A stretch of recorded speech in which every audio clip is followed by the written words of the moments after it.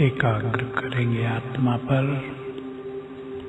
भ्रकुटी हमारी कुटिया है और मैं आत्मा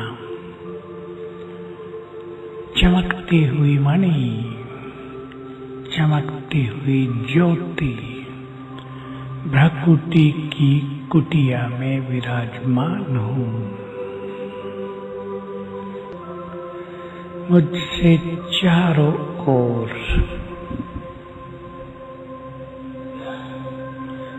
पावरफुल एनर्जी फैल रही है।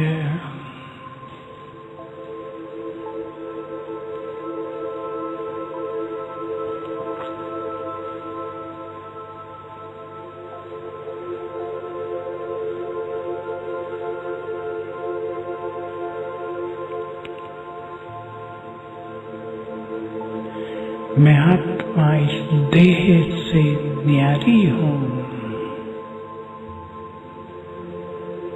फील करें, आत्मा अलग, शरीर अलग।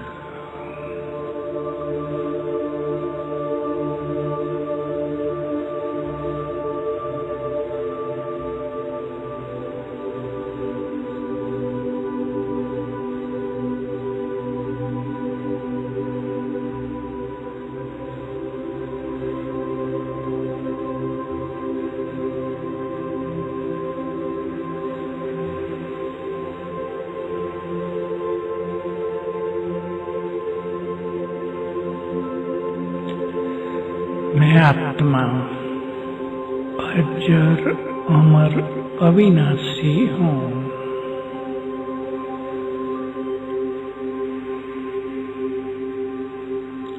बहुत सूक्ष्म माइन्यूट पॉइंट ऑफ लाइट।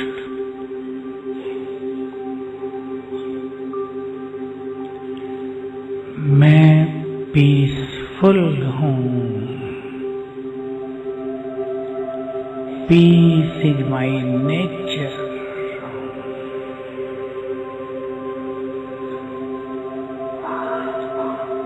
मुझसे चारों ओर शांति के वाइब्रेशंस फैल रहे हैं।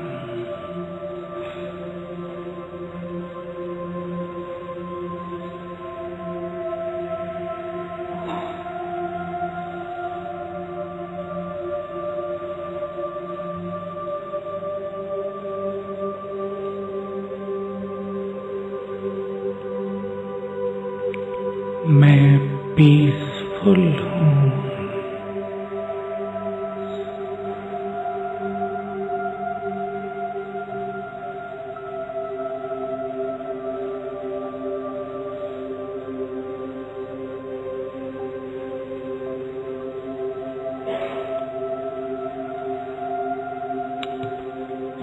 मैं प्योर हूँ। I am a pure soul.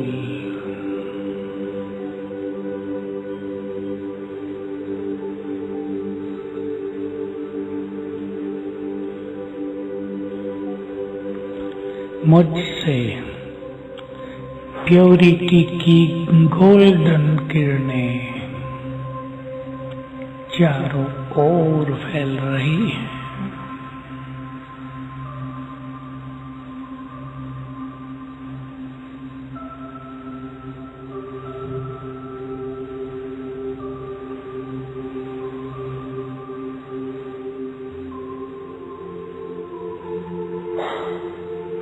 मेरे ब्रेन में फैल रही हैं।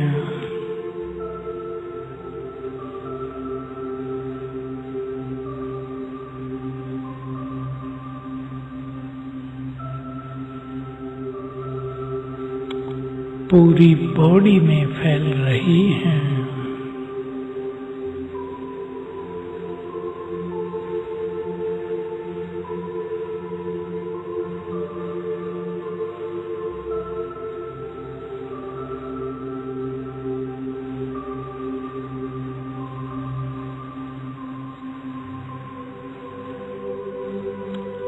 चारों और दूर दूर तक फैलकर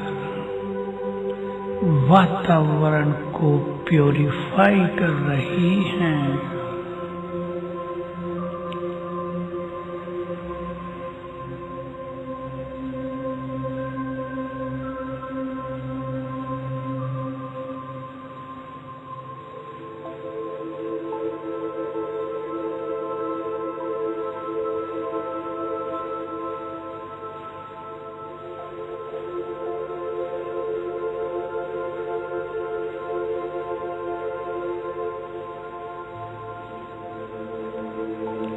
मैं आत्मा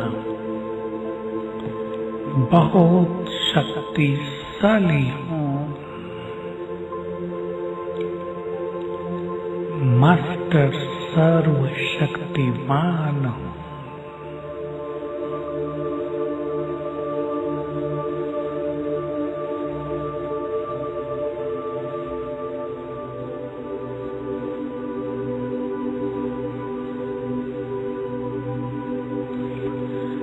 मुझसे शक्तियों की लाल किरणें चारों ओर फैल रही हैं।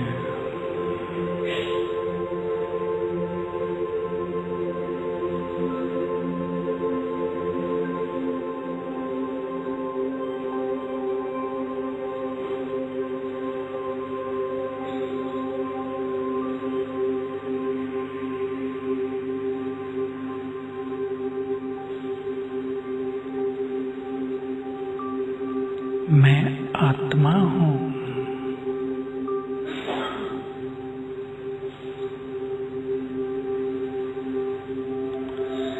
मैंने इस देह में एंटर किया है।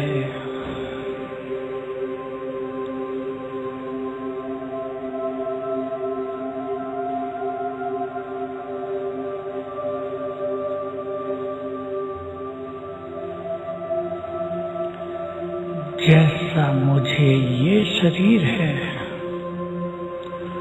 वैसे अनेक शरीर मैंने लिए हैं और छोड़े हैं।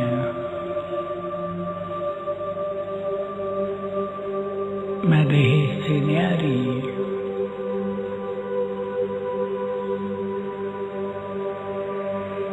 अविनाशी सत्ता हूँ। बहुत शक्तिशाली हूँ।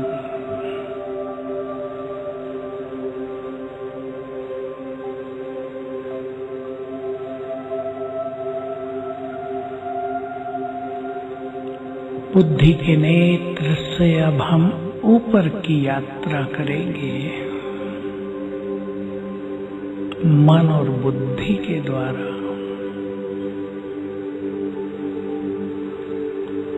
हमारे ऊपर नीला आकाश, चांद तारे,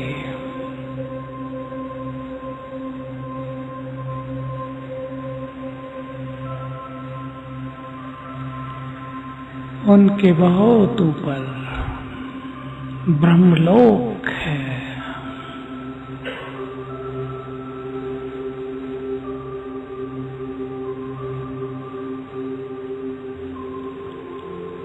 यही सबसे ऊपर निवास है महाज्योति का, निराकार परमात्मा का। वे भी माइन्यूट पॉइंट ऑफ एनर्जी हैं।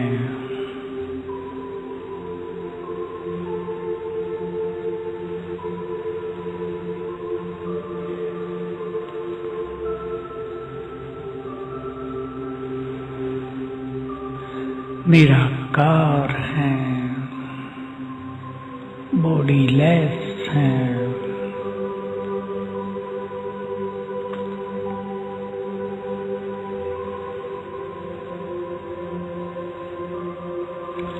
वो इस सृष्टि के बीज हैं।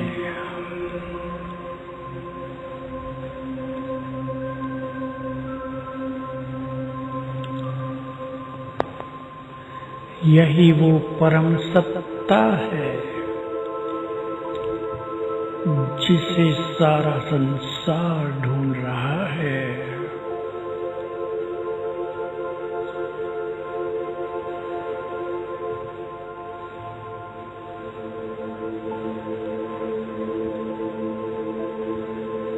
जिनसे निकली हुई अनंत शक्तियां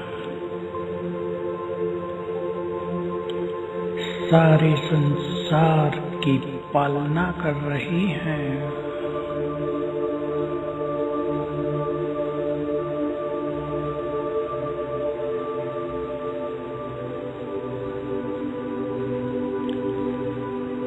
ये हम आत्माओं के परम पिता हैं।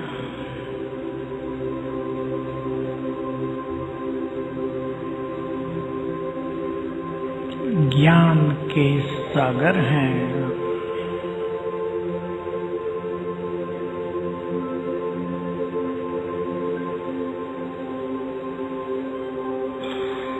परम सत्य हैं, ट्रुथ हैं।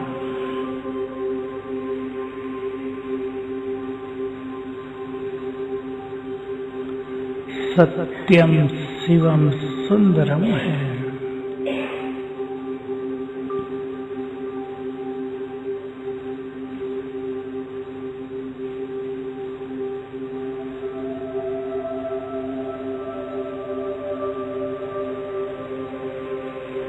वही सत्य मार्ग दिखाने वाले हैं।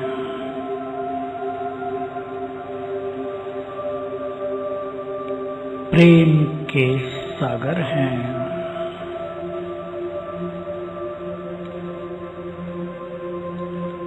हम सभी को बहुत प्यार करते हैं।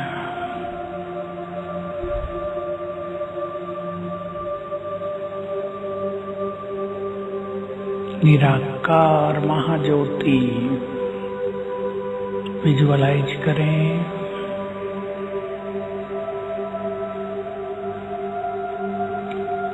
वे पवित्रता के सागर, गति सद्गति दाता हैं।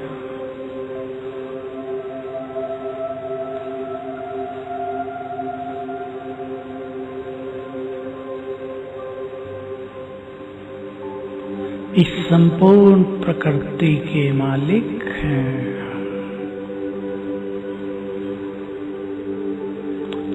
सर्वशक्तिवान हैं, ऑलमाइटी हैं।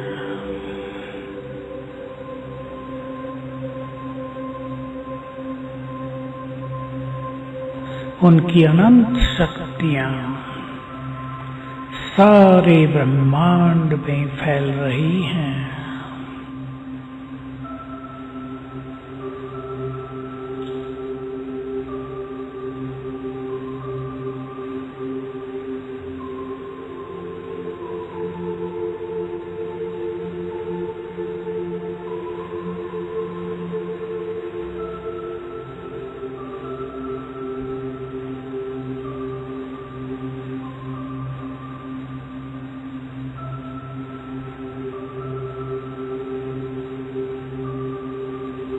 ये शक्तियों की वाइब्रेशंस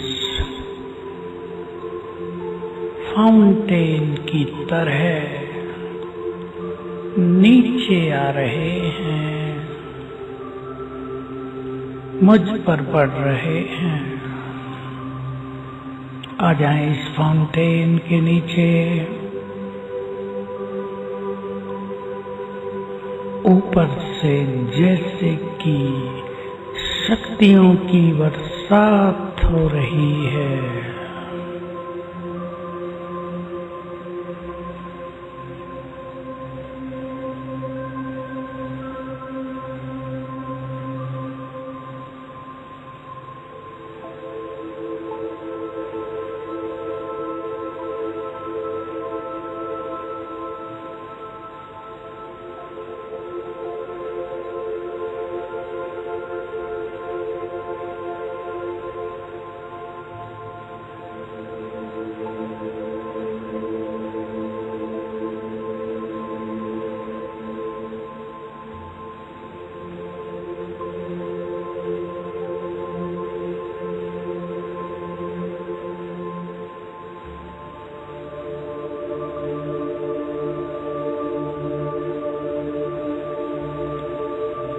गॉड्स एनर्जी मुझ में समा रही है।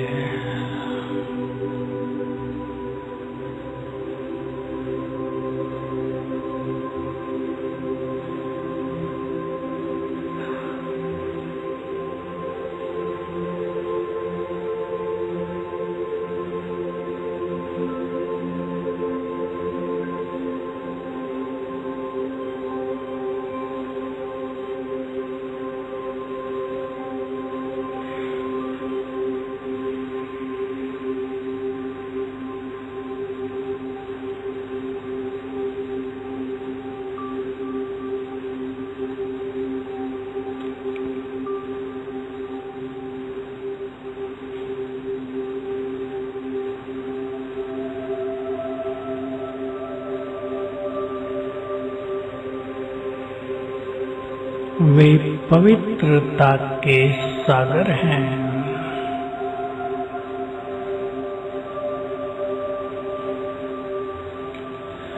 उनके प्योर वाइब्रेशंस मुझ में समाकर चारों ओर फैल रहे हैं।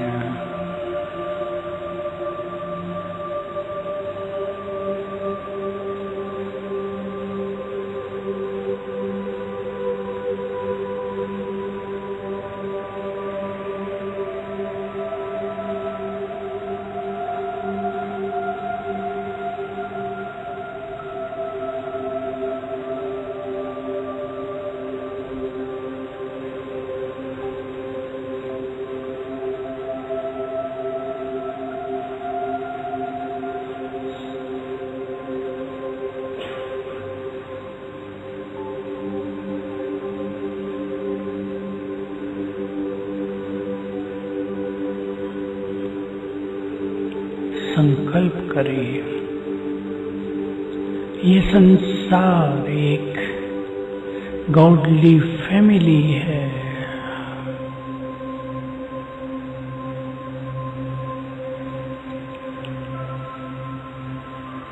परमात्मा प्योर वाइब्रेशंस सबको मिल रहे हैं।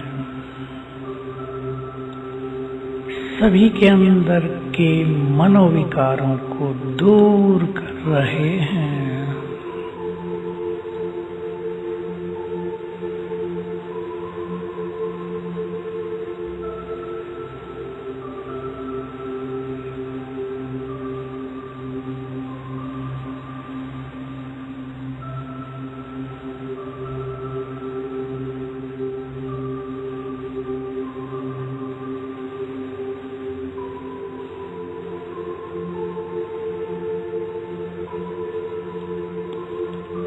अब हम सारे संसार को शांति के वाइब्रेशंस देंगे। सवेरे का सुंदर समय, चारों ओर गहन सन्नाटा,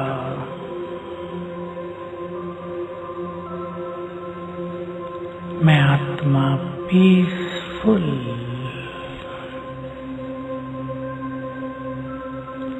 मैं बहुत शांत हूँ।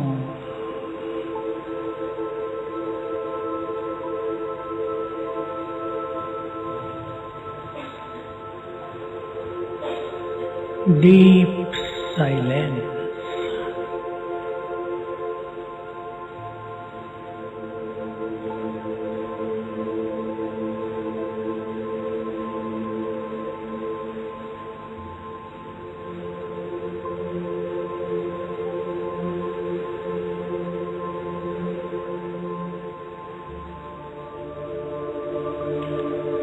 मेरे परम पिता शांति के सागर हैं।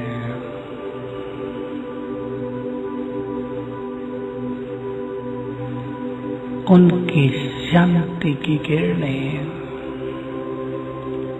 मुझ पर पड़ रही हैं।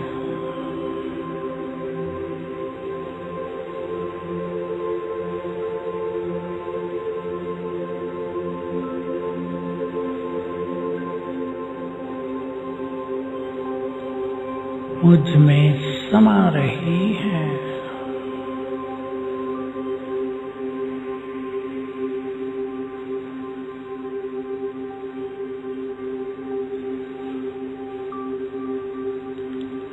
मैं हूँ पीस हाउस।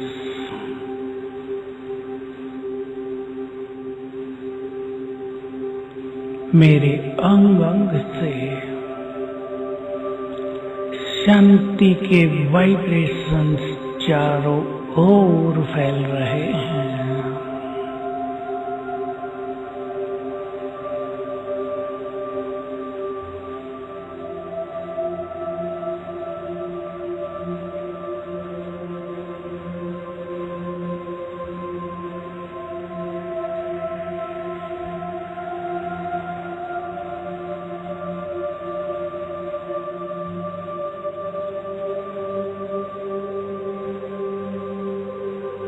संकल्प कर दें, सभी के चित्त शांत हो जाएं, अशांति की अग्नि बुझ जाए।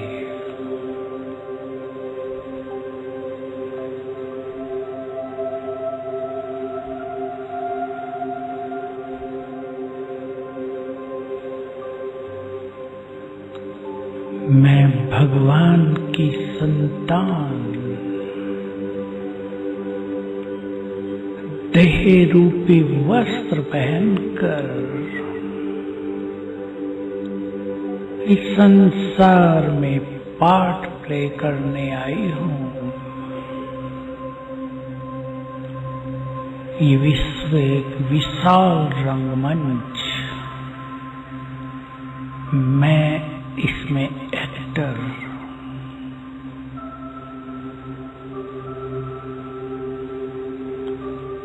मुझे सबको सुख देते हुए, प्यार बांटते हुए, हेल्प करते हुए, दूसरों के दुख मिटाते हुए आगे बढ़ना है।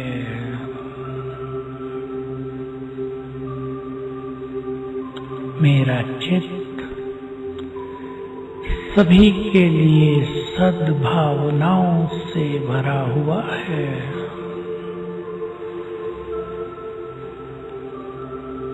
मैं भगवान की संतान हूँ, बहुत महान हूँ, बहुत शक्तिशाली हूँ।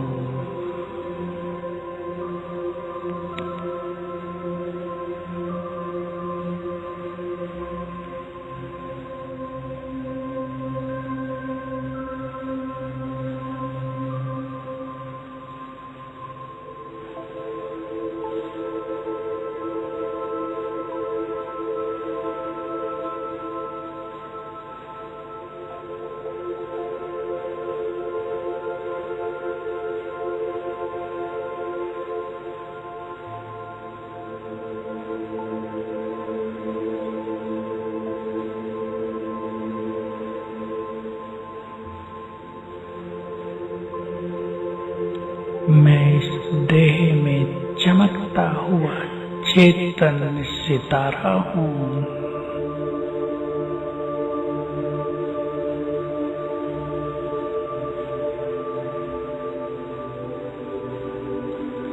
देह से न्यारा हूँ, प्रभु का प्यारा हूँ।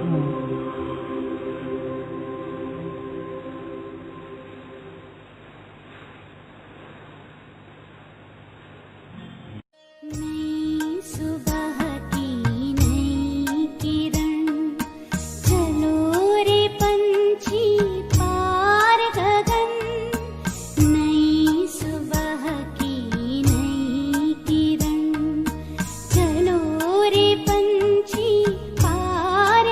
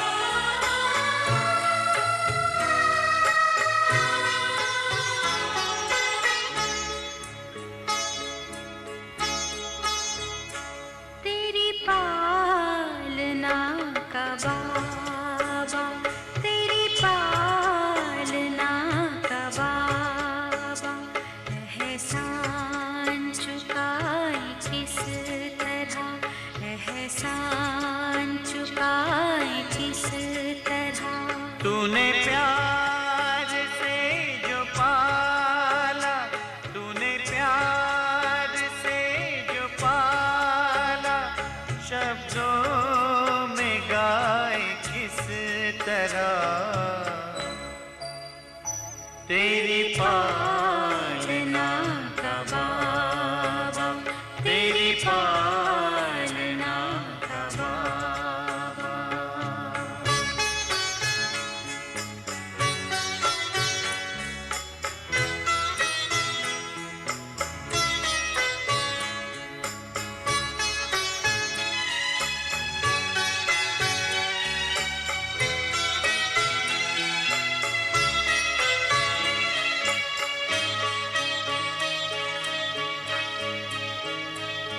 वरदानी हाथ तेरा सदा सर पे अपने पाया, ममता भरी नजर से निर्मल हमें बनाया।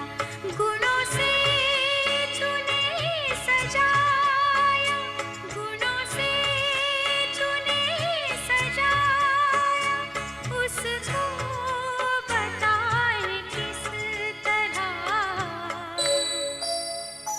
तेरी पालना का बाबा, तेरी पालना का बाबा।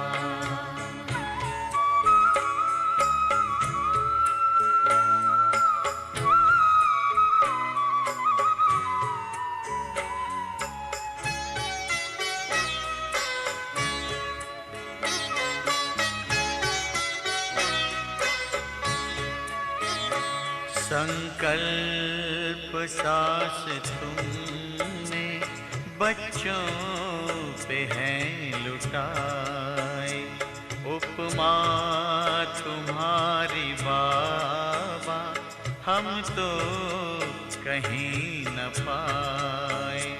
हमें खुद सा है बनाया, हमें खुद सा है बनाया, उसको भुलाए किस तरह। तेरी पालना का बाबा, तेरी पालना का बाबा।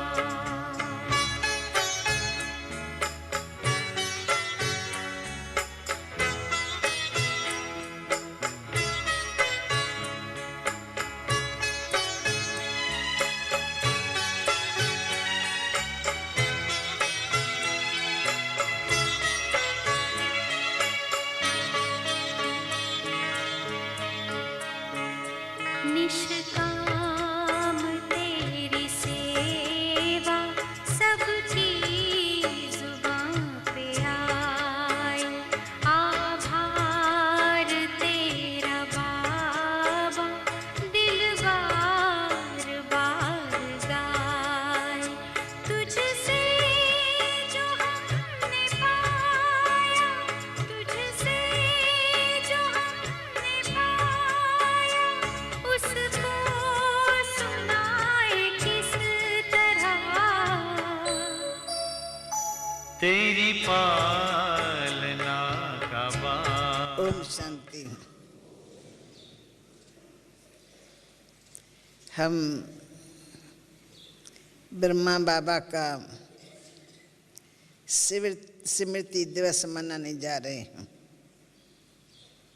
तो सारा ही इतिहास आदि से अंत तक फिल्म की तरह से मेरे आंखों के सामने घूम गया है।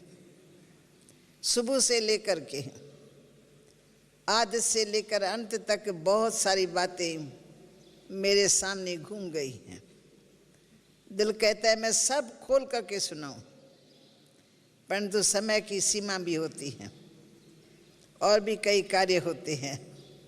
इसलिए जितना हो सकेगा मैं सागर को गागर में बांध करके आपके सामने रखूंगी। और फिर आप कुछ पूछेंगे तो उसके लिए भी थोड़ी मैं मार्जिन रखूंगी कि कोई को एक आधा क्वेश्चन पूछना हो तो पूछ सकते हैं, क्योंकि बाबा का इतिहास बिल्कुल स्पष्ट, कुछ बताने की दरकार नहीं, हमने तो आंखों से देखा और बदल गए। बाबा ने शिव बाबा को पाया, मालूम नहीं था उसको भी कि कौन मुझे बुला रहा है, कौन मुझे खींच रहा है, कौन मेरे से क्या कराने चाहता है, उसको भी मालूम नहीं था। क्योंकि दिखाते हैं ब्रह्मा की रात पूरी होती है तब दिन शुरू होता है। तो अंधेरी रात में बाबा ब्रह्मा की आत्मा भी सोई हुई, हम बच्चे भी सब सोए हुए थे अज्ञान में। हमको क्या पता ब्रह्मा कौन होता है, शिव कौन है, शिव और कृष्ण का पता नहीं, गीता का भगवान कौन वो भी पता नहीं, तो हम सब अज्ञान में थे। अब कैसे ज्ञान सूर्य उदय होता है? तो मैंने जो देखा वो मैं अपना समाचार सुनाती हूँ, क्योंकि इस ग्रुप में नए नए भाई बहने बहुत आए हैं, तो मैं नयों को बुद्धि में रखूंगी। पुरानों ने कभी मेरे मुख से थोड़ा बहुत सुना हो तो मैं नहीं कह सकती हूँ, परंतु जो रियल है वो मेरा एक सौभाग्य था कि मेरा जो लौकिक घर था वो बाबा के घर के बिल्कुल पास में था, आमने सामने की गली, और मम्मा का घर इस साइड में था।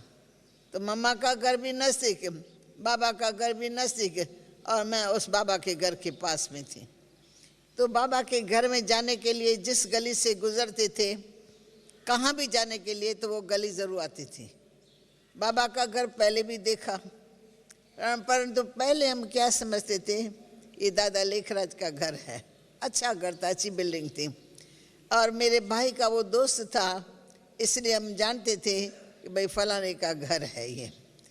परंतु आगे चल कर के कुछ ही दिनों के बाद हमने, बाबा ने अपने बच्ची की शादी कराई, वो भी मैंने देखी, एक योगी के साथ कराई, बड़े धार्मिक रीति से कराई, और फिर बाबा के घर में बड़े बड़े उच्च कोटि के गुरु लोग आते थे, वो भी मैंने देखा। परंतु तब तो मालूम ना उसको था ना हमको पता था कि ब्रह्मा बाबा है या होने वाला है, हम पहले इसको पकड़ ले, वो तो पता नहीं था।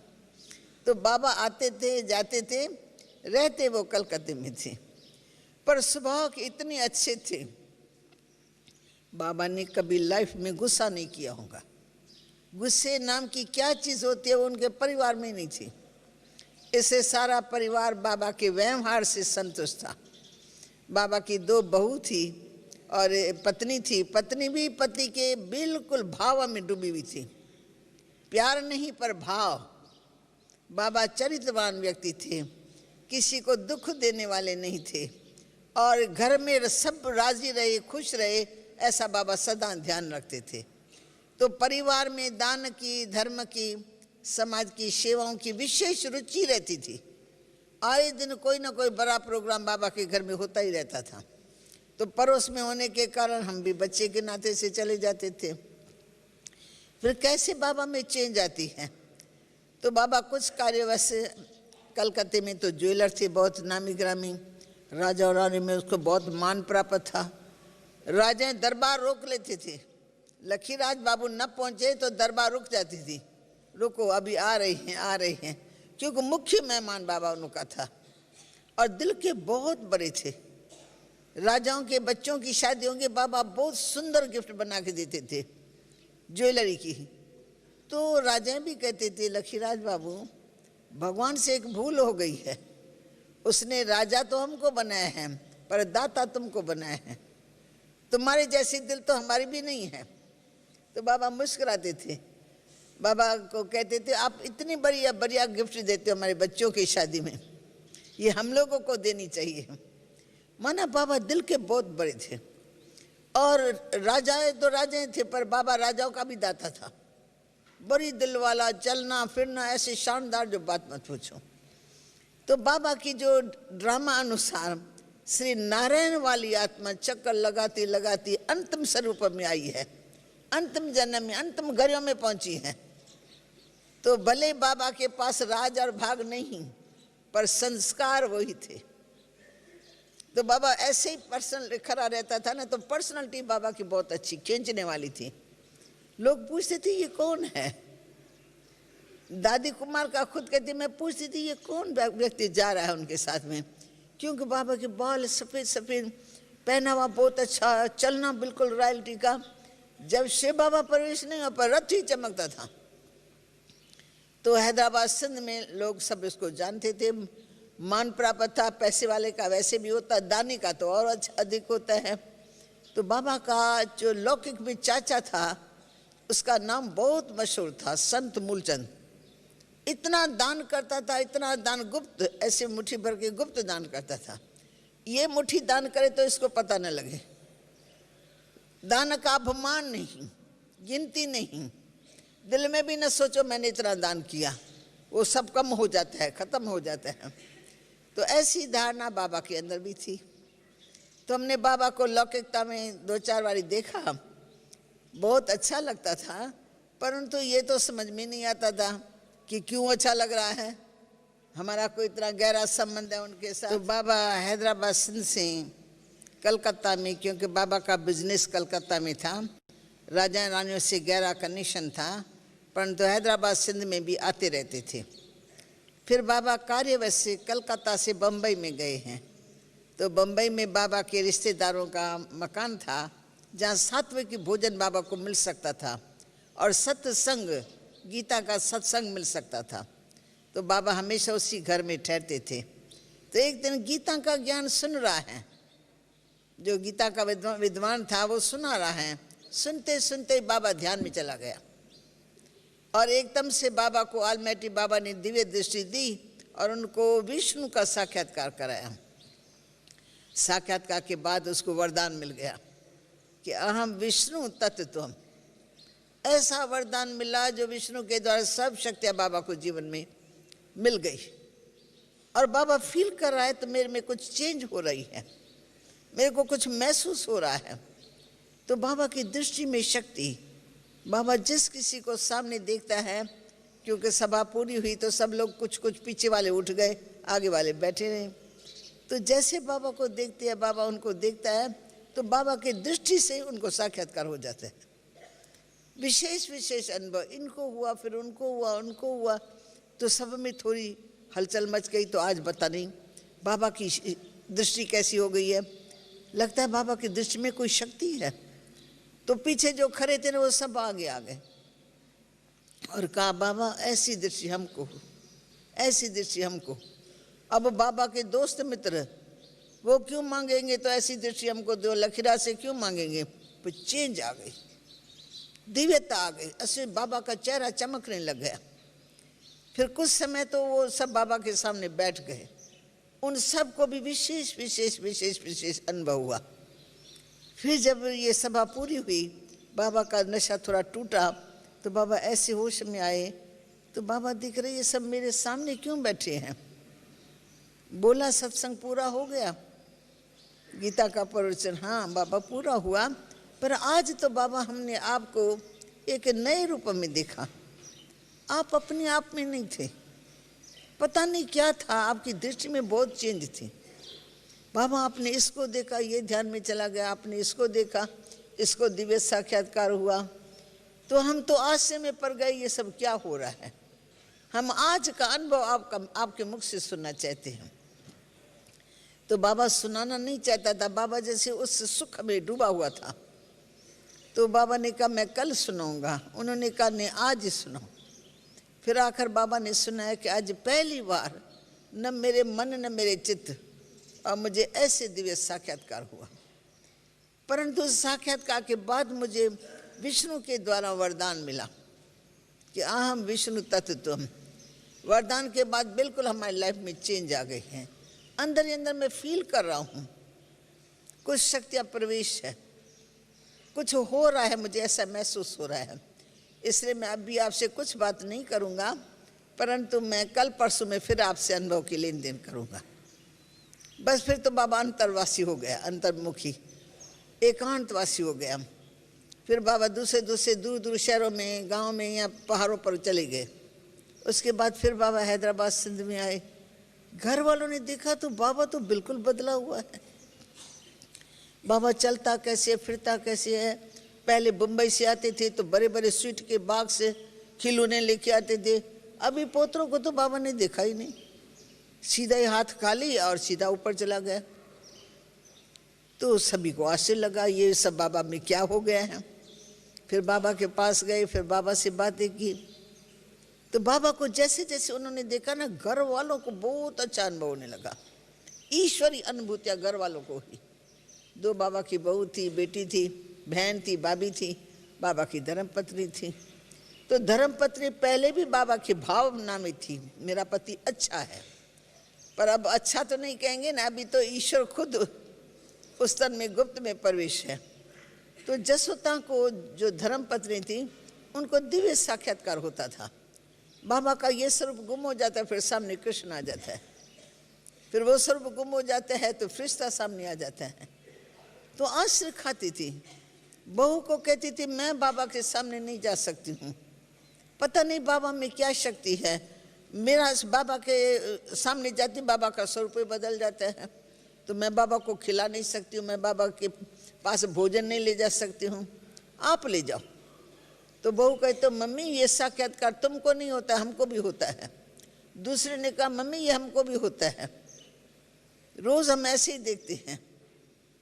तो फिर बाबा से पूछा, बाबा ने कहा मैं तो कुछ नहीं करता हूँ, मुझे तो मालूम ही नहीं है कौन कराता है। मैं ये फील करता हूँ कोई शक्ति है जो मुझे खींच रही है अपनी तरफ, क्या कराने चाहती है उसको, क्या मेरे से कराना मुझे कुछ मालूम नहीं है, पर मैं नहीं करता हूँ। फिर कुछ समय के बाद बाबा बनारस में गए एकांतवास के लिए, इन्हीं सब रहस्यों को जानने के लिए। फिर बनारस में जब गए हैं तो अभी भी बिजनेस चालू था, लेकिन ये शुरुआत हो गई। तो फिर बाबा बनारस में गए, एक रात आलमेटी बाबा ने उसको आवाज़ दिया, उठो जागो उठो जागो। तो बाबा की आंख खुली तो देखा सारा कमरा प्रकाश से भरपूर है, परंतु इस तरफ से कोई व्यक्ति नजर नहीं आता है। किसने कहा उठो जागो, किसने कहा? बाबा उठ खड़ा हुआ, इधर उधर देख रहा है तो लाइट के सिवा कुछ नजर नहीं आता है। लाइट का इशारा माना, आलमेटी ने खुद जगाया उसको। फिर बाबा दरवाज़ा खोल करके बाहर चला गया। तो बाहर एक अच्छा सा स्थान था, संगमरमर का थल्ला सा बना हुआ था, वहाँ बैठ गए। फिर ध्यान में चला गया। फिर परमात्मा ने उनको दूसरा बारी दिव्य दृष्टि में दिखाया, वंडरफुल दृश्य कि इस कलयुगी सृष्टि का विनाश कैसे हो रहा है। अभी दिव्य दृष्टि में विनाश थोड़ी देखा जाता है, देवताओं का साक्षात्कार होता है, कोई स्वर्ग का साक्षात्कार होता है, ये विनाश कलयुगी सृष्टि का हो रहा है। इसमें सिविल वार दिखलाई, हिंदू मुस्लिम सिख से खूब लड़ झगड़ा तक की नजावा रहे। फिर कुदरती आप नहीं, कहीं बाढ़, कहीं भूकंप, कहीं आग, कहीं तूफान, इसमें मनुष्य मरते डूबते जलते जा रहे हैं चिल्ला चिल्ला के। फिर तीसरी सीन देखी, ऊपर से बॉम्ब्स की वर्षा हो रही है और इतने जोर से बॉम्ब्स की वर्षा हो रही है जो सारी सिटी की तबाही हो गई। फिर बाबा को आवाज मिला है, उठो जागो, कलयुगी सृष्टि का महाविनाश निकट भविष्य में खड़ा है। उठो, तुम्हें विश्व का कल्याण करना है, तुम्हें विश्व का कल्याण करना है। अब यहाँ से शुरुआत होती है, तुम्हें विश्व का कल्याण करना है। ये एक साधारण मनुष्य विश्व कहाँ और कैसे कहेगा मैं कल्याण करूँगा, ये किसने कहा, क्यों कहा? बस बाबा को तो इतना मंथन चलने लगा, जो न खाता है न पीता है न सोता है। चिंता लगे कि विश्व का कल्याण ये मुझे किसने कहा, मुझको कैसे करना है। फिर थोड़ा एकदम डीप साइलेंस में जाने के बाद फिर आवाज आता है, उठो जागो, सबसे पहले तुमको अपना तन मन धन ईश्वरी सेवा के लिए समर्पण करना है। एक टोटका मिल गया, भाई वो तो धंधा चल रहा है, चालू है, धन मेरे पास नहीं है और इशारा मिल रहा है तुमको स्वा करना है। फिर जोर से ऐसी टचिंग आती है, सीधा गया कलकत्ते में और अपने भागीदार को कहा कि मुझे ऐसे ईश्वरी आवाज़ आता है, मुझे ईश्वर का हुक्म हुआ है कि तुमको अपना तन मन धन ईश्वरी सेवा में समर्पण करना है। और मैंने देख लिया ये महाविनाश होने वाला है, ये रत्नों का धंधा भी सब मट्टी में मिलने वाला है, कुछ भी रहने वाला नहीं है। जबरदस्त विनाश मैंने देखा। अब मैं इस दुनिया में जी के क्या करूँगा? इसे मैं अपने धंधे को समाप्त करके ईश्वरी कार्य में ये पैसा सफल करूँगा। खैर हिस्ट्री लंबी है, आखिर भागीदार को मानना पड़ा। फिर भागीदार ने इनका हिस्सा जो था वो इनको दे दिया। फिर बाबा हैदराबाद सिंध में आ गए। तो हैदराबाद सिंध में सब घर वाले भी चकित हो गए कि दादा बिजनेस ही समाप्त करके आया। 2 बच्चों की शादी हुई थी, अभी 3 बच्चे और भी थे जिनकी शादी करनी होती है तो लाखों रुपए शादियों में खर्च होता है, लेकिन किसी की कोई चिंता नहीं। अब ईश्वर का हुक्म मिला बस, और घर वाले फिर सब राजी हो गए। किसी ने चूंचा नहीं कि बाबा ये आपने क्या किया। कम से कम आप हमारे से पूछते तो थे, नहीं इतने बिजनेस ही समाप्त कर दिया, हमारी बच्चों की शादी का क्या होगा, इसलिए तो पूछ सकते हैं ना हक। परंतु नहीं, बाबा इतने चरित्रवान व्यक्ति थे जो घर वालों को बाबा के कोई भी एक्टिविटी में कभी संशय उठा ही नहीं। क्यों? बहुत ही अच्छी क्वालिटी के आदमी थे, भक्त भी थे कृष्ण के, अन्य भक्त, गीता की बिल्कुल प्रेमी, गीता के पाठ बगैर भोजन नहीं पान करते थे। फिर जो चेंज आई तो जितनी दृढ़ता उसमें थी ना भक्ति मार्ग में, उतनी फिर ज्ञान मार्ग में आ गई। फिर हैदराबाद सिंध में जो बाबा के विशेष अनुभव होने लगा घर वालों को, घर वाले तो एकदम चकित हो गए। सारा दिन यही चर्चा, बहू अपना अनुभव सुनाए, बेटा अपना अनुभव सुनाए, भाभी अपना अनुभव सुनाए, बेटी अपना अनुभव सुनाए। तो ये जो बेटी निर्मल शांता आज भी हमारे पास है, और कलकत्ता की बड़ी दादी है, बिहार बंगाल नेपाल उस सारी उनकी हेड है। तो बड़ी दादी जो थी वो पहले शादी करके बाबा के पास से गई थी, अभी थोड़ा ही टाइम हुआ था, बिल्कुल थोड़ा टाइम। तो उसके बाद तो उसको लगा मायावी सुख में मस्त हो गई, तो वो सिर्फ बाबा के पास खाना खाने के लिए रात्रि से आती थी। सासू का भी बाबा से प्यार था, बहू का भी प्यार था। तो मम्मी मैं बाबा के पास घर में जाके खाऊंगी, कहते भले जाओ। तो रोज़ बाबा के घर में आती थी। एक दिन वो बाबा के घर में आई है, खाना खाया है, खाना खा करके जब विदाई लेके जा रही थी ना, तो बाबा खुद ही कार में जाके उनको घर में छोड़ करके फिर आगे घूमने के लिए चली जाती थी। तो उसने कहा बाबा कल भी आप कार भेजेंगे ना? तो मैं कल भी आऊँगी। उसने तो लौकिकता से कहा, हुज्जत से, हक से। बाबा कुछ मस्ती में था, थोड़ा संगम था भक्ति ज्ञान का। बाबा ने कहा बच्ची कल किसने देखा, कल होगा तो देखेंगे ऐसे। तो इसको लगा ये क्या, बाबा ने आज मुझे ऐसा खुश्क जवाब क्यों दिया, क्यों नहीं कहा कि हाँ बेटी मैं भेजूंगा, कार भेजूंगा, तो जल्दी ज़रूर आना, ये आना, क्यों नहीं बाबा ने कहा ऐसे। फिर रात्रि को थोड़ा सा वो संकल्प था, सो गई तो रात्रि को ही ऑलमाइटी बाबा ने उसको पकड़ लिया।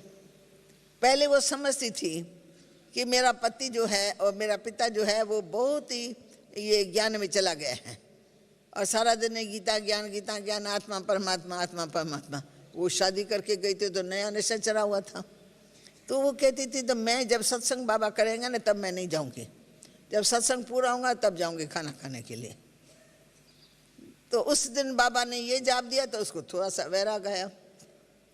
रात्रि को सोई है तो उनको फिर ऑलमाइटी ने साक्षात्कार कराया।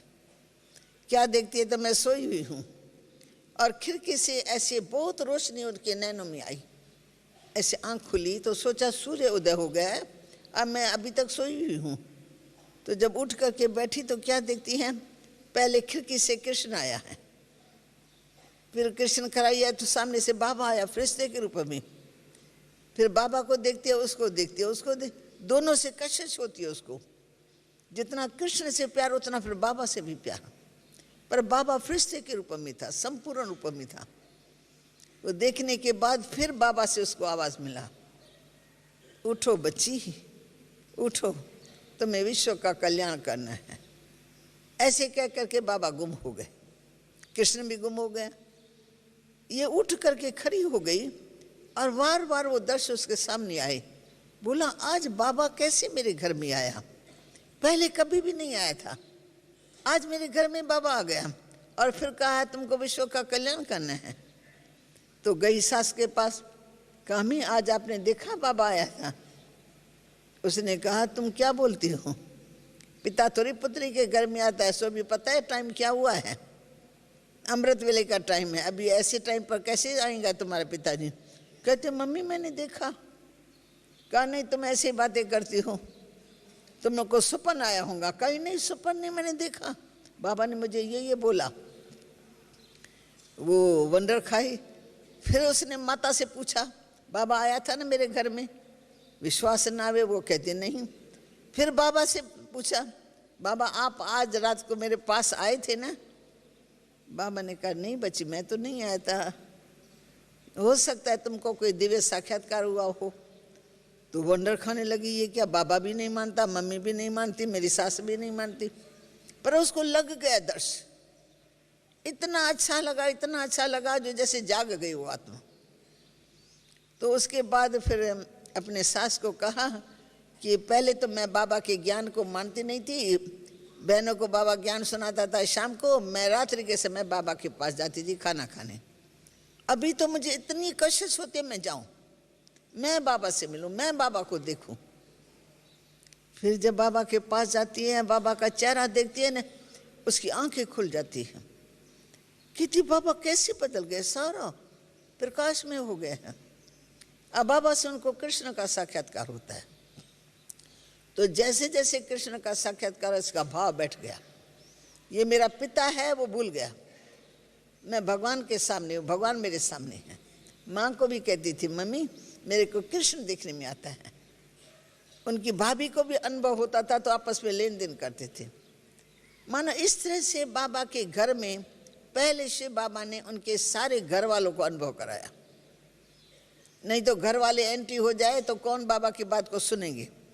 ऑलमाइटी देखता है इतनी बड़ी स्थापना होनी है, भाई पहले इनों के ग्राहकों को जगाओ जो है मेन, तो स्त्री बहू बेटे भाभी बहन सबको दिव्य साक्षात्कार। फिर ऐसे चलते चलते सारे शहर में ये हवा फैल गई, लोग आने लगे और एक बहुत निराला सत्संग चालू हो गया। बाबा ने अपनी कन्या माताओं की ट्रस्ट बनाई ऑलमाइटी बाबा के आदेश से।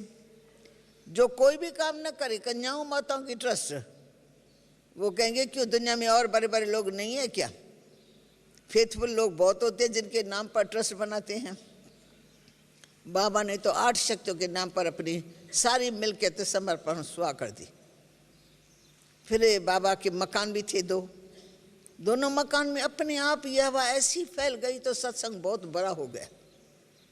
एक हाल छोटा पड़ा तो दूसरे हाल को ऐड करना पड़ा, वो छोटा पड़ा, फिर आंगन में किया सत्संग तो भी छोटा पड़ने लगा। परंतु मेन विशेषता ये थी कि घर वालों को भी साक्षात्कार, बाहर वालों को भी साक्षात्कार और घर बैठे साक्षात्कार। ये विशेष बात थी, घर बैठे साक्षात्कार। तो जो कृष्ण के भक्त होते हैं, कोई शिकारपुर में है, कोई सखर में है, 8 जिले थे कराची के उसमें, तो उनमें से कई स्थानों पर घर बैठे जो भक्त जन थे उनको साक्षात्कार हो जाता है, कृष्ण के साथ बाबा का साक्षात्कार। फिर वो ढूंढ करके कभी आती है हैदराबाद सिंध में, तो वो तलाश में रहती है तो वो कौन सा सत्संग है जो भगवान ने मेरे को दिखा दिया है कि साधारण सा व्यक्ति सफ़ेद पोषधारी मैंने कृष्ण के साथ देखा। पर यहाँ तो कोई साधु सन्यासी महात्मा तो लाल लाल कपड़े वाले हैं, दाढ़ी वाले हैं, बालों वाले हैं, ये तो मैंने वाइट वाइट वाइट वाइट सब वाइट। ढूंढते थे बाबा को। फिर कई बार हमारे सत्संग के हाल में बाबा का चित्र देख करके खड़ी हो जाते, भाई तू क्यों खड़ी हो, क्यों तुम बाबा को देखती रहती हो। कहते मैंने इनको सपन में देखा था, तब मैंने ऐसे ऐसे सुना, ऐसे ऐसे मुझे कुछ शब्द कहे थे, तो मैं शिकारपुर से आई हूँ, मुझे मालूम पड़ा यहाँ सफ़ेद पोषधारी है, इसलिए मैं इस सत्संग में ढूंढने के लिए आई हूँ। तो ये कहाँ है, मुझे उनसे मिलाओ, ये कहाँ है, मुझको उनसे मिलाओ। उन्होंने कहा वो तो कश्मीर में है। पर मेरे को कैसे उसने यहाँ भेजा,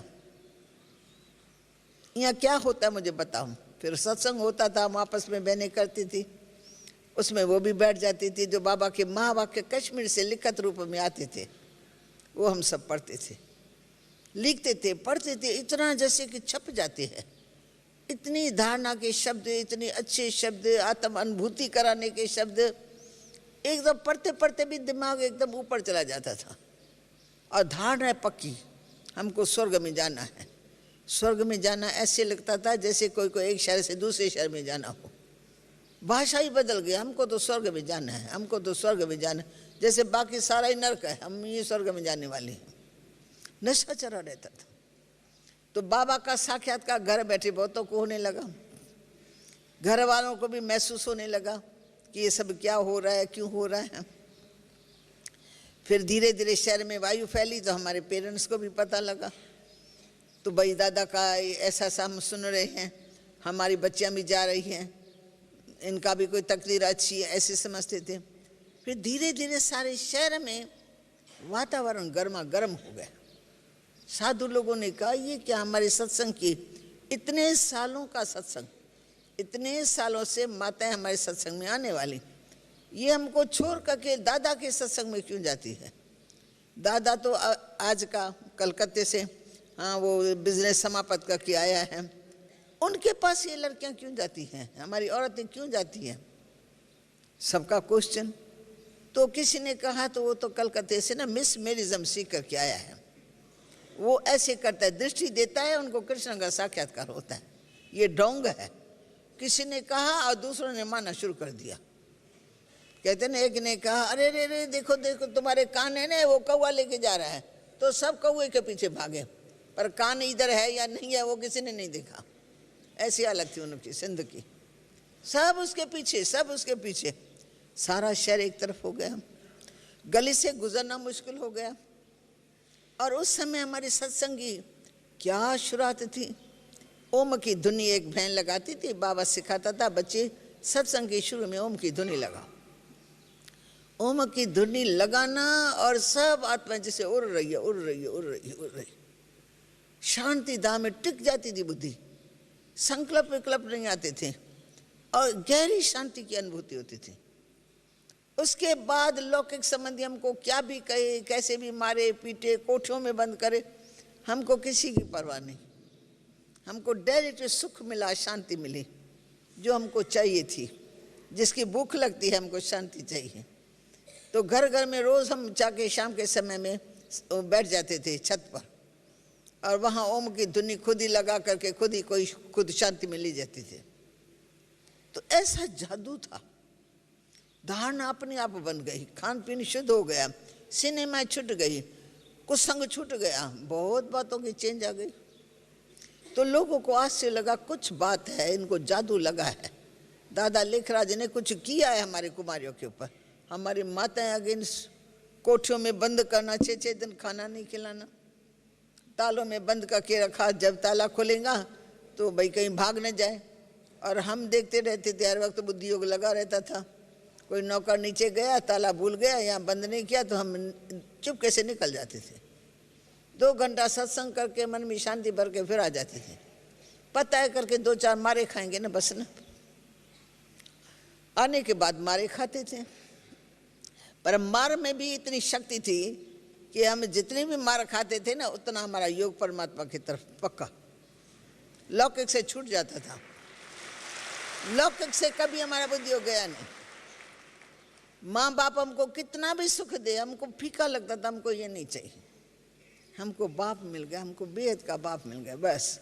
बाबा का रूप इतना पक्का हो गया कि हम चाहे बैठिए छत पर ऊपर में, पर बाबा का फेस हमारे सामने घूम रहा है। सोए हुए तो हमको सोए सोए बाबा दिखाई पड़ रहा है, नींद पिट जाती है भगवान की याद में। पर बाबा का यथार्थ परिचय नहीं था उन दिनों में। शुरुआत में ईश्वरी शक्ति खींच रही है, वो कार्य करा रही है। घर बैठे दर्शन हो रहे हैं, कोई इधर आ रही है, कोई उधर से आ रही, कोई वंडर। सभा लगी हुई है, ओम की धुनी लगी, बहुत बहनें ध्यान में चली जाती। हम देखते देखते रह जाते थे, बैठ जाते थे, ये उठेंगे, हम इनसे पूछेंगे तब हम जाएंगे। तो सत्संग का सच्चा अनुभव किया, इसलिए हमारे को विश्वास हो गया। फिर तो हमने निश्चय किया हमको बनना है तो बाबा का, करना है तो यही काम करना है, ज्ञान गंगा बनना है। बाबा कहते हैं तुम ज्ञान गंगाएं हो, हम ज्ञान गंगा बन करके पावन बनाएंगे, ये काम करेंगे, वो नहीं करेंगे। तो आप जान सकते हो कि लौकिक में कोई शादी न करे तो माँ बाप ये बर्दाश्त नहीं कर सकते, बोझ समझते, कन्या को संभालना बहुत बोझ समझते हैं। परंतु हम तो समझते थे बस हम बाबा के बन गए ना, हमारी को संभालने की दरकार ही नहीं, हम अपने आप को आप ही संभालेंगे। तो हमारे घर वाले सब अगेंस्ट, सब चाचे ताऊ मामा चाचा सब दुश्मन, और हमारा बुद्धि योग बाबा की तरफ, हम भागते हैं वो मारते हैं, वो मारते हम भागते, ऐसी। फिर ऐसे करते करते आखिर विजय तो होती है जब बहुत वो तंग हो, कहाँ तक है कि चेतन मनुष्य को बांध के रखेंगे। जब बहुत तंग हुए तो उन्होंने पूछा तुम क्या करना चाहती हो? मैं कहा मेरे सारे रिश्तेदारों को बुलाओ, मैं सबके सामने अपनी बात रखूंगी, अगर सभी मानेंगे तो मैं अपनी ये लाइफ बनाऊंगी, मुझे शादी तो करनी नहीं है। फिर आप कितना भी कहेंगे, मारेंगे, मर जाऊंगी, पर शादी नहीं करूंगी। फिर उनके बुद्धि में बैठ गए ये शादी नहीं करेंगे। फिर सारे रिश्तेदारों को बुला करके उन्होंने फैसला करा दिया कि भाई आप समझो इनको, नहीं तो आप मेरे को कहेंगे देखो अपनी बच्ची को पैसे के कारण शादी नहीं कराई। तो ये मैं सुनना नहीं चाहती हूँ। जब इनका पिताजी इनके नाम पर रख के गया है तो मेरे को बोझ तो है नहीं, सिर्फ यहाँ कर तो मैं आज ही इनकी शादी करा दूँ। और हम कहते करनी नहीं है, करनी नहीं, हमको पैसा भी नहीं चाहिए, शादी भी नहीं चाहिए, बस लगन लगे। मेरे जैसी तो बहुत बहनें थी, बहुत बड़ा झुंड था, कम से कम 40 बहनें थी। जिस दिन वो हमको कोठियों में बंद करते थे, वो प्लान बनाते इनको कोठियों में बंद कर दो, उसी दिन हम रात रात को अपना प्लान ऐसा बनाते थे कि कैसे भी करके वो कोठियों में बंद करे। हम कोई ऐसा गुप्त प्लान बना करके उसी रात को निकल जाते थे। 40 लड़कियां सीधी ट्रेन में, उनको पता ही नहीं लगा गई कहाँ लड़कियां। सुबह को उठ करके एक घर में गए कि तुम्हारी बच्ची है? कहते नहीं आज हमारी बच्ची है नहीं, पता नहीं कहाँ चली गई।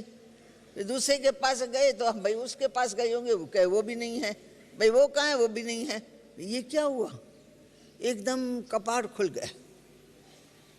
फिर बाबा वहाँ से क्या करता था, हमारा जाना और बाबा का टेलीग्राम कराना, तुम्हारी सब बच्चियाँ यहाँ पहुँच गई हैं, मार का पूरा तैयार हो गया मसाला, हम जाएंगे मार खाएंगे।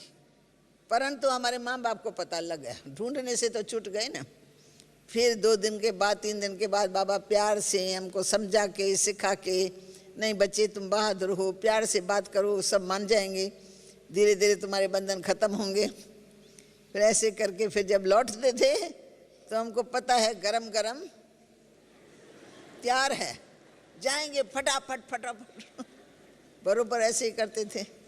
उनका जो अंदर में गुस्सा भरा रहता था ना 2 दिन का, वो निकालते थे और हम मारे खा के सो जाते थे वहीं।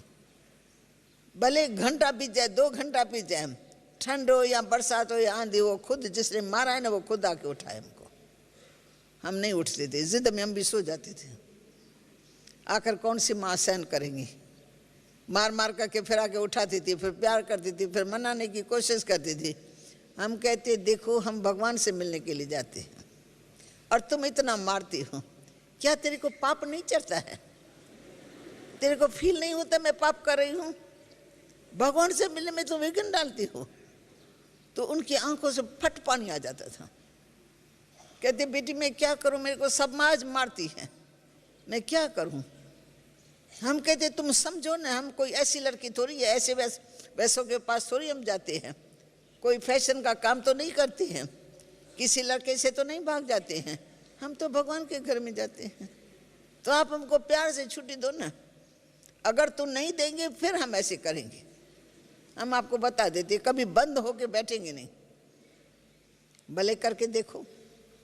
फिर आकर बड़ों ने मिल करके फैसला किया, उन्होंने देखा ये अच्छी जीवन बना रही है, अच्छी बन रही है, अच्छे विचार है, अनुशुद्ध है, संग शुद्ध है, सब शुद्ध है, फिर क्यों हम इनको मारते हैं?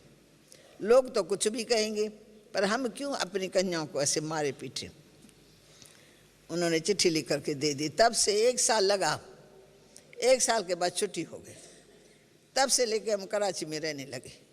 फिर बाबा ने 10, 12 साल, 14 साल टोटल, 36 से लेकर के 50 तक समझो, बाबा ने खूब अच्छी सुंदर रूहानी पालना की, ज्ञान योग धारणा सेवा कुट कुट के संस्कार भरे।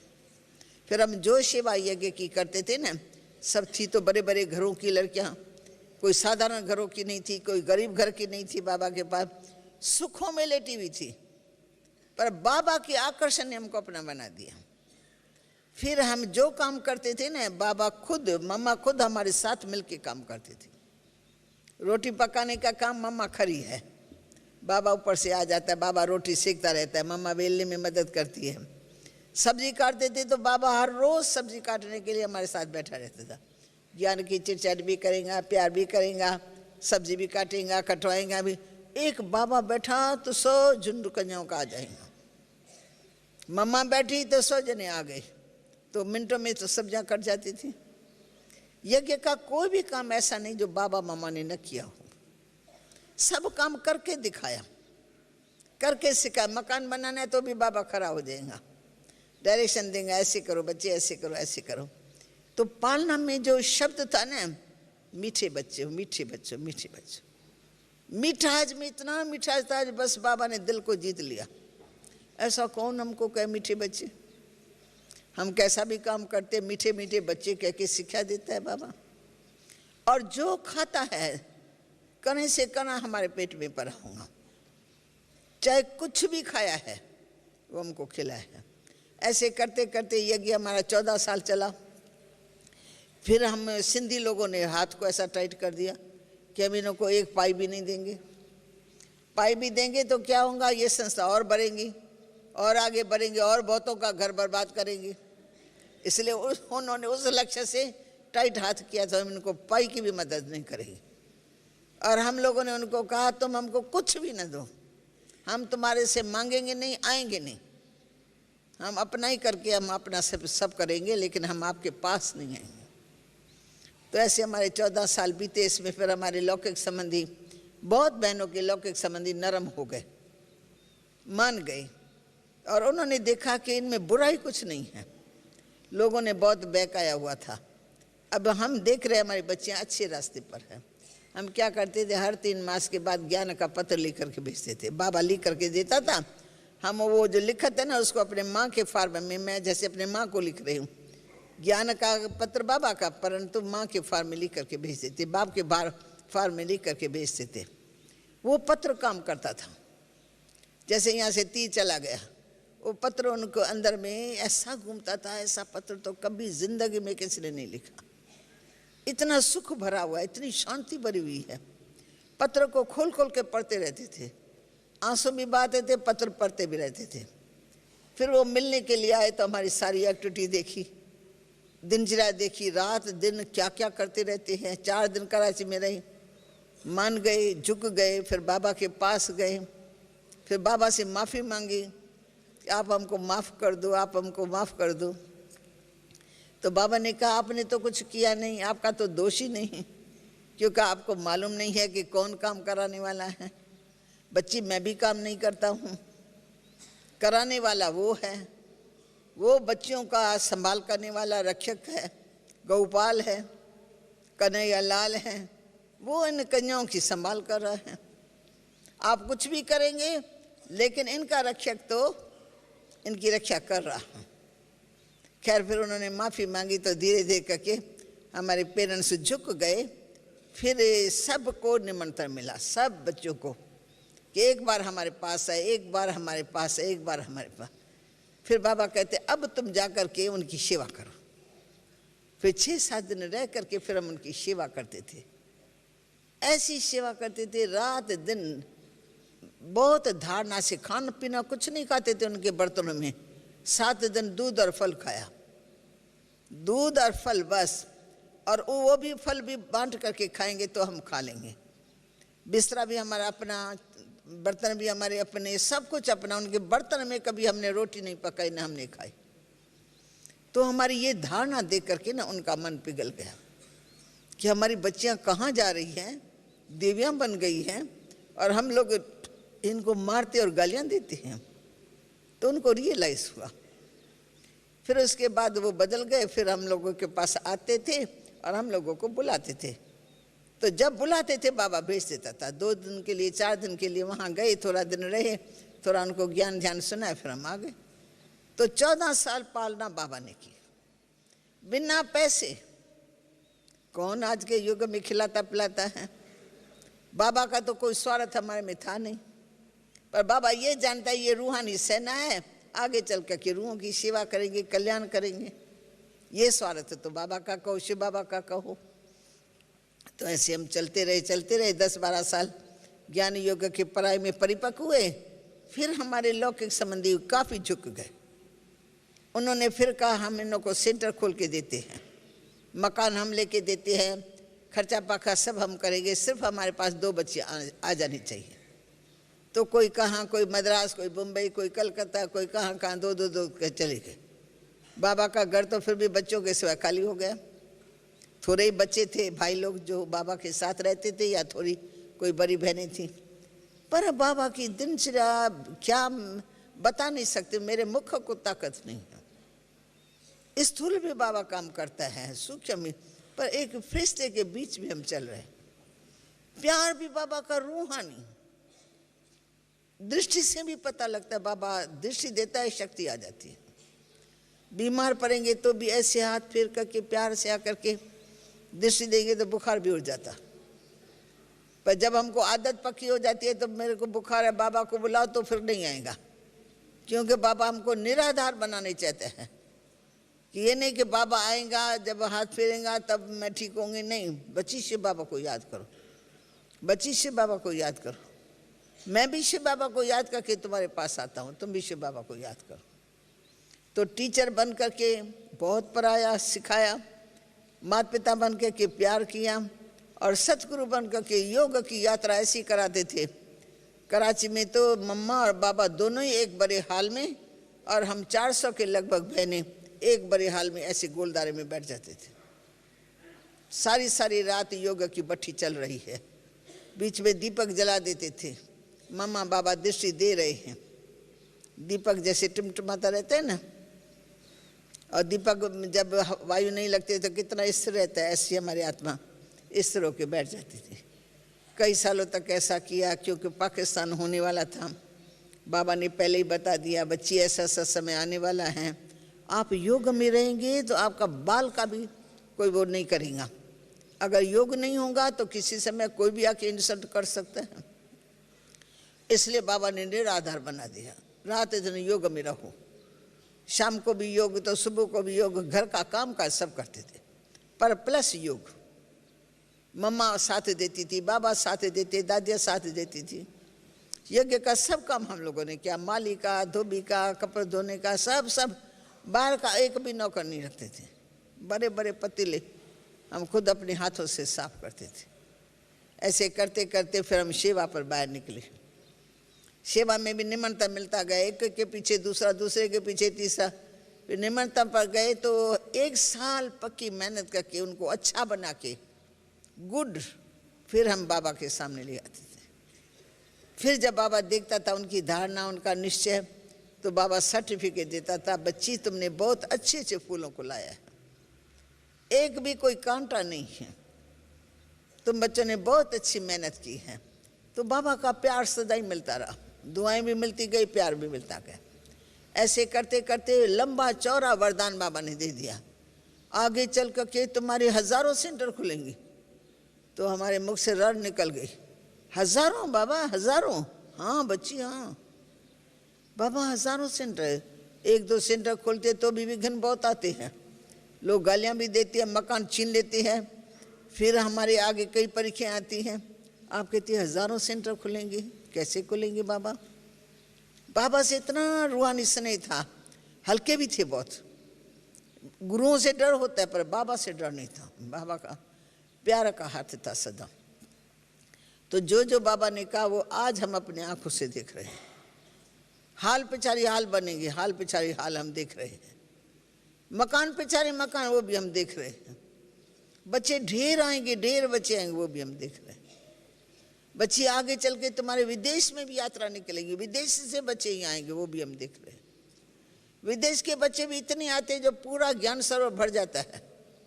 1200-1500 हर 15 दिन में ग्रुप चेंज। हर 15 दिन में ग्रुप चेंज। ये सब बाबा के वर्षन से मिले हुए थे, प्रैक्टिकल में हम अभी देख रहे हैं। तो ऐसी तो बहुत कहानियां हैं, मैं शॉर्ट में सुनाती हूँ, फिर आप लोगों का भोजन का टाइम भी हो जाएगा। तो मेरे से कल भी किसी ने पूछा तो आप बाबा की अंत में हिस्ट्री ज़रूर सुनाओ। तो अंत में बाबा ने शरीर कहाँ छोड़ा और कैसे छोड़ा है। तो बाबा ने शरीर छोड़ने से 6 मास पहले अपना एक वाणी में इशारा दिया रात्रि के क्लास में, बच्ची ये ब्रह्मा बाबा भी तुम्हारा चला जाएगा, लेकिन तुम्हारा ये कार्य दिनों दिन वृद्धि को पाता रहेगा। तो जब कहने चला जाएगा तो हमने ये अर्थ नहीं समझा, हमने कहा बाबा तो जाने वाला है ही नहीं, हमारे साथ काम पूरा करके जाएगा। बाबा ऐसे ही हमारे दिल को लेने के लिए या शक्तिशाली बनाने के लिए कहता है। तो हमने ज़रा भी आवाज़ को घुसाया नहीं अंदर। 6 मास पूरा हो गया। 6 मास के बाद फिर ये दिन आते हैं 16, 17, 18। ये 18 जनवरी और 16 इससे पहले, 17 इससे पहले तो बाबा दादी कुमार का मुंबई से आई भी थी किसी छोटे ग्रुप को लेके मुंबई के।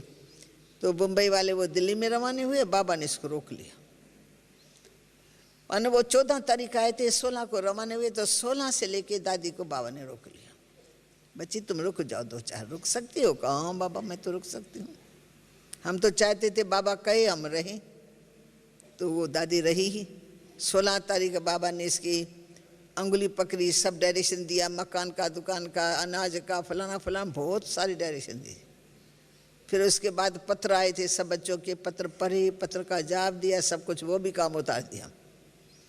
फिर उसके बाद शनिचर का दिन था, पोस्ट आई है, पढ़ी है, फिर उसका भी जवाब दिया। लास्ट है शनिचर के दिन का, तो वो पोस्ट में सब का जवाब दे दिया। परंतु 18 तारीख जब आता है तब बाबा बिल्कुल साइलेंस में रहा, बिल्कुल साइलेंस में। और सुबह को क्लास में आया, ये पहली बार था क्लास में आया है, लेकिन बोला नहीं।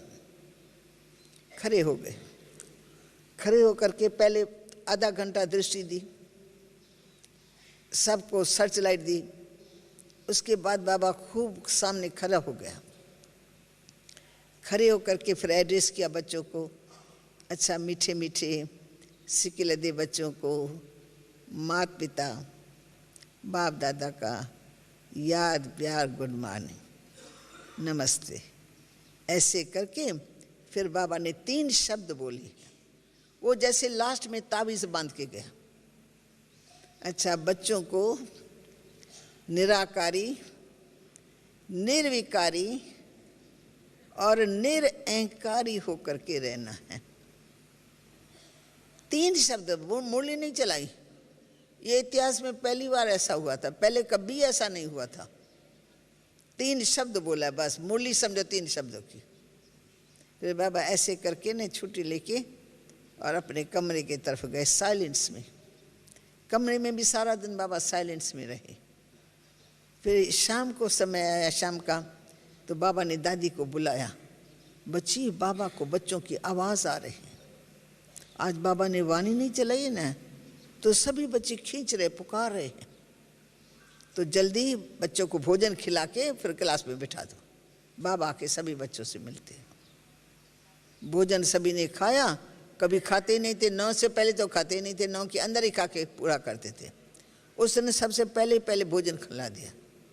भोजन खिला के क्लास में बिठाया और क्लास में बैठे 8:30 से 8 से 8:30 बजे के अंदर लगभग, पूरा याद नहीं आता है, बाबा क्लास के बीच में आए। बाबा ने सबको देखा, सबको दृष्टि दी, फिर 15-20 मिनट बोला, हर प्रकार की शिक्षा दी। बच्चों को परिवार में कैसे चलना होता है, और ज्ञानी तो आत्मा बच्चों का क्या धर्म कर्म है, अपनी अवस्था अच्छी बनानी है, मतलब इंटरनल रूहानी बातें बाबा ने की। सेवा करनी है, विश्व का कल्याण करना है, कोई भी ऐसा काम नहीं करना है जिसमें बाप का नाम बदनाम हो, सबको ये काम करना है। ऐसी अच्छी शिक्षाओं की आधा घंटे के लगभग मुरली चलाई। फिर मुरली चला के फिर बाबा उठा, उठ करके फिर थोड़ा आगे बढ़ा। फिर रात्रि का टाइम है, फिर एड्रेस किया। अच्छा मीठे मीठे सिकले दे बच्चों को माता पिता बाप दादा का याद प्यार और गुड नाइट। अच्छा, बाबा बच्चों से विदाई लेते हैं। अब विदाई लेते हैं थोड़ी हमने सोचा भाई कमरे से विदाई लेके अपने कमरे में जाते हैं हाल में, पर विदाई ये फाइनल विदाई लेता है ये थोड़ी हम लोगों ने समझा। बाबा ऐसे कह करके बाबा चला गया अपने कमरे में। जब कमरे में जाके बैठा बस फिर तो 3 मिनट का खेल था। 3 मिनट समझो 5 मिनट। दादी प्रकाश मणि भी साथ में थी, बाबा ने रोका हुआ था 2-4 दिन पहले, वो थी बाबा के साथ साथ गई। फिर बाबा की टांगे, बाबा खटिया पर हैं, टांगे नीचे हैं और कुमार का दादी सामने आई है। फिर बाबा ने ऐसे करके न दृष्टि में दृष्टि देखी, हाथ में हाथ मिला के ओम शांति कर दी। तो दादी को तो ये पता नहीं लगा कि बाबा व्यक्त हो गए। दादी ने कहा शायद बाबा को कुछ हुआ है, तो छाती को मल करके बाबा को लिटा दिया, डॉक्टर को बुला दिया। डॉक्टर ने आके सब जांच पड़ताल करके बताया, डॉक्टर घरेलू था, कि पिताश्री अव्यक्त हो गए हैं, अभी आपको जो करना हो सो करो, जैसे कहो वैसे हम शरीर को बिठा सकते हैं। सबके कपाट खुल गए थे, ये क्या बोलता है डॉक्टर, पर डॉक्टर बोल रहा है तो हम क्या कर सकते हैं। डॉक्टर ने सारा चेक करके बताया तो फिर हमारे ही डॉक्टर, अपना कोई और तो है ही नहीं। फिर उसने जब बताया तो फिर बोला अभी जिनको फ़ोन वोन करना है वो आप कर सकते हो। फिर तो दादी को ऐसा काम मिल गया जो सारा रात सारे सुबह तक फ़ोन होता ही रहा, बंद ही ना हो जाए फ़ोन। हज़ारों बाबा के बच्चे, हज़ारों सेंटर, तब तक सब पहुंच गए। तीसरा दिन लगा, 18 तक सही छोड़ा, 19, 20, 21 तक सब आते रहे। 4-5 बजे के लगभग बाबा के देह का संस्कार वहाँ किया, जहाँ ऊपर में शांति सतम बना हुआ है। अब कई बच्चे जाएंगे, कल जाके देखेंगे या परसों देखेंगे। तो बाबा का संस्कार हुआ, उसके बाद फिर शाम के समय भोग लगाया। तो भोग तो हमेशा ही लगाते थे, तभी भी सूखे वतन में बाबा तो मिलता ही था। अब साकार हो गया तो जो ध्यान में जाने वाली थी संदेशी बहन, वो गुलजार थी। गुलजार बाबा का मैसेज लेके आई। तो बाबा कहते हैं मैं कहाँ गया हूँ, मैं तो गया ही नहीं हूँ। बच्चे क्यों समझते हैं बाबा चला गया, बाबा तो गया नहीं है। बाबा तो बच्चों के साथ है ही है। संगम युग है, बाप बच्चों के मिलने का युग।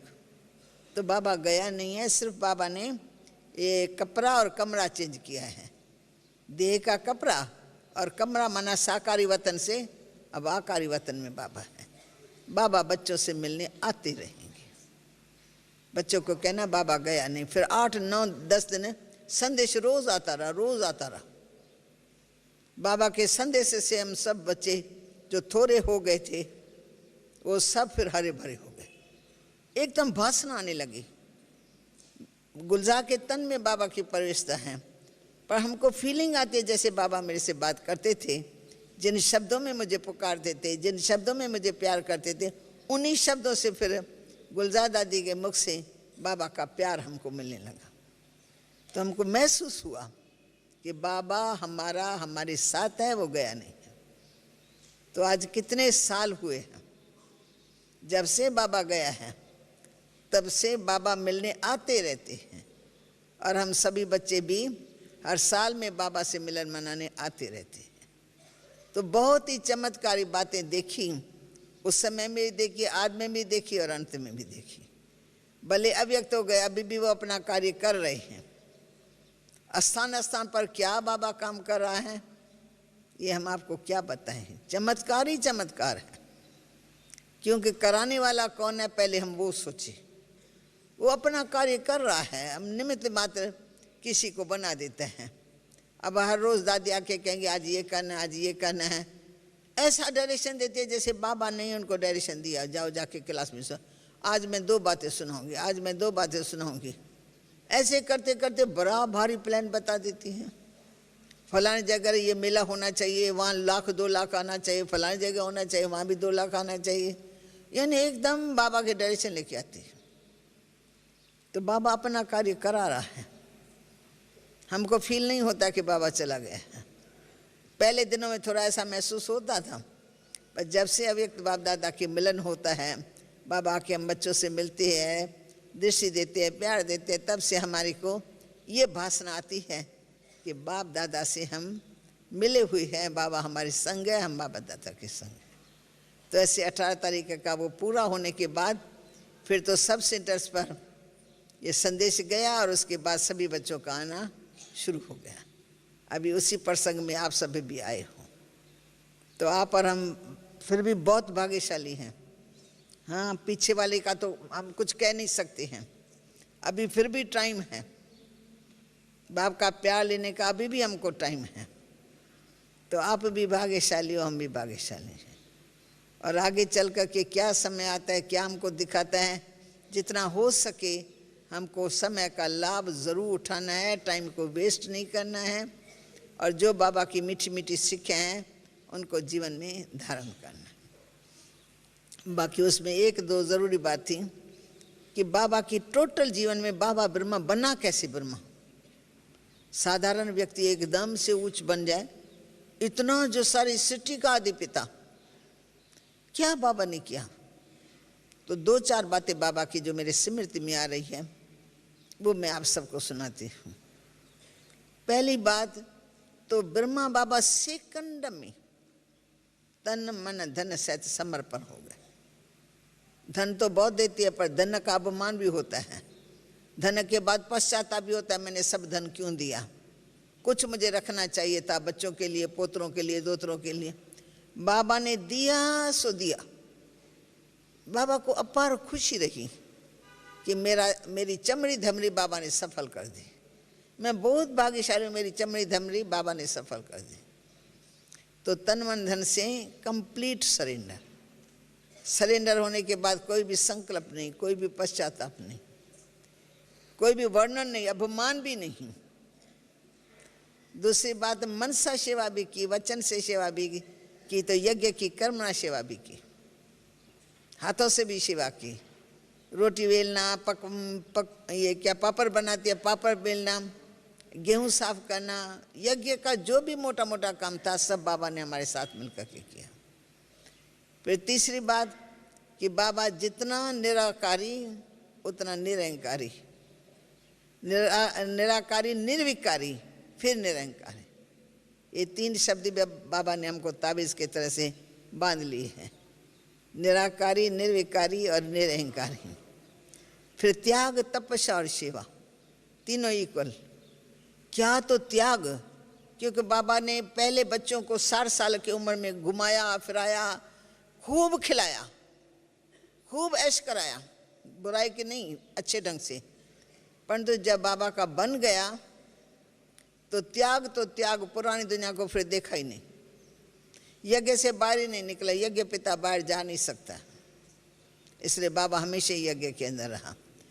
त्याग और तपस्या, तपस्या भी बहुत गहरी, रात दिन ऐसा तप जो फिर हमारे को व्यर्थ संकल्प की समापत्ति, विकल्पों की समापत्ति।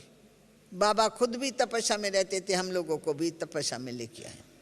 और सेवा तो विश्व की सेवा करो, विश्व की सेवा, न लोग के घर की सेवा करनी है, यहाँ हद के परिवार की, यहाँ जात पात वालों की सेवा करना है, सबका कल्याण करो।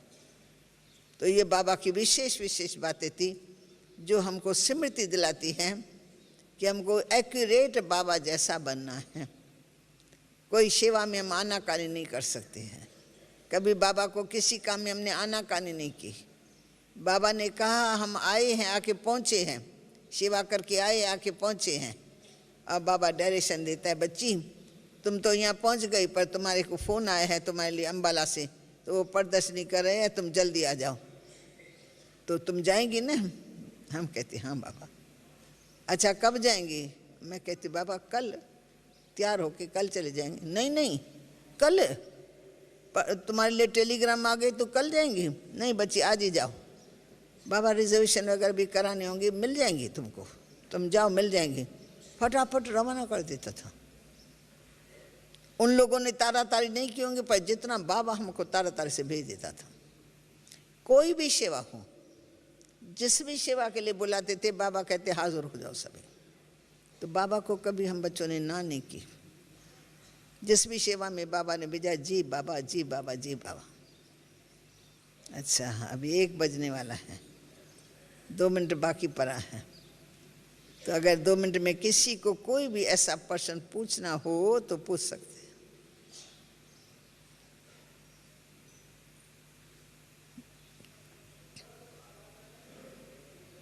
आपका आवाज यहाँ तक नहीं पहुँचता है, यहाँ वाला कोई सुन करके सुनावे तो अच्छा है।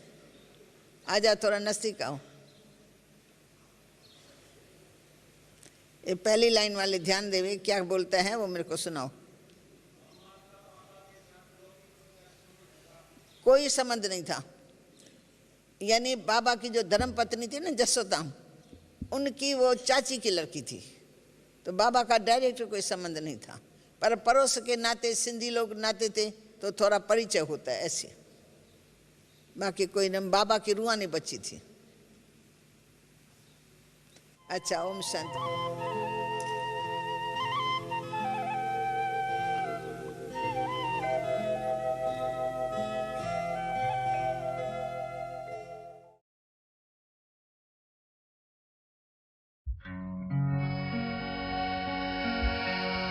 एक बाबा मिले मधुबन में, शिव बाबा मिले उनके तन में। एक बाबा मिले मधुबन में, शिव बाबा मिले उनके तन में। एक बाबा मिले मधुबन में, शिव बाबा मिले उनके तन में। एक बाबा मिले मधुबन में, शिव बाबा मिले उनके तन में। दोनों बाबा मिले एक आंगन में, वो आंगन है मधुबन में। ओ, एक बाबा मिले मधुबन में, शिव बाबा मिले उनके तन में।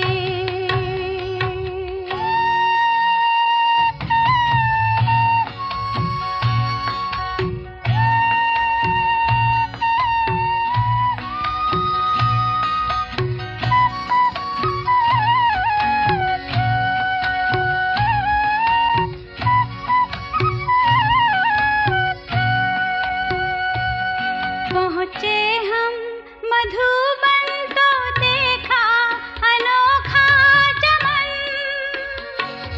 पहुँचे हम मधुबन तो देखा अनोखा चमन, जिसमें खुशबू रूहानी थी प्यारी।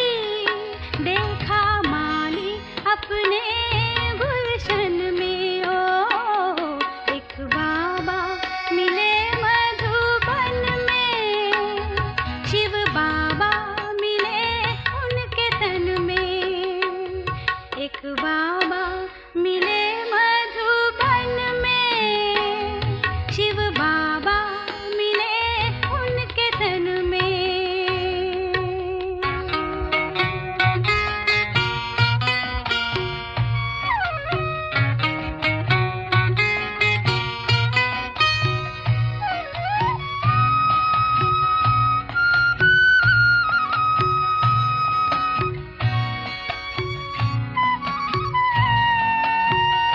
उनको देख के फिर याद आई पुरानी हमें। उनको देख के फिर याद आई पुरानी हमें। कल्प पहले वाले हैं ये बाबा, ये तो मिलते हैं हर संगम में। ओ, एक बाबा